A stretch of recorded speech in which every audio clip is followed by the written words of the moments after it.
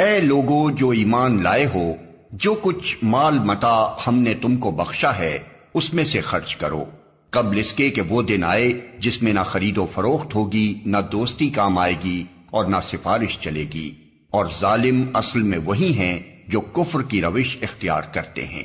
اللہ وہ زندہ جاوید ہستی جو تمام کائنات کو سنبھالے ہوئے ہے، اس کے سوا کوئی خدا نہیں ہے۔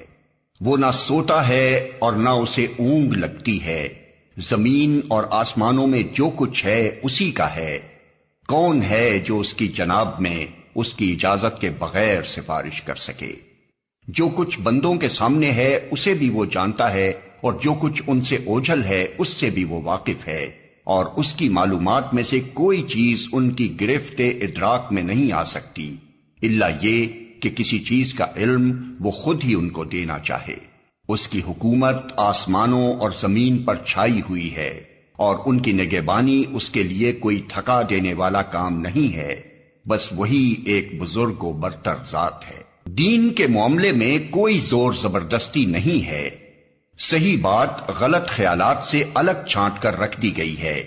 اب جو کوئی طاغوت کا انکار کر کے اللہ پر ایمان لے آیا، اس نے ایک ایسا مضبوط سہارا تھام لیا جو کبھی ٹوٹنے والا نہیں، اور اللہ جس کا سہارا اس نے لیا ہے سب کچھ سننے اور جاننے والا ہے۔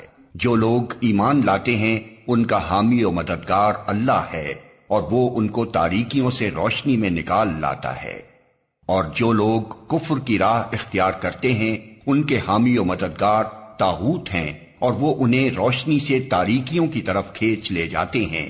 یہ آگ میں جانے والے لوگ ہیں جہاں یہ ہمیشہ رہیں گے۔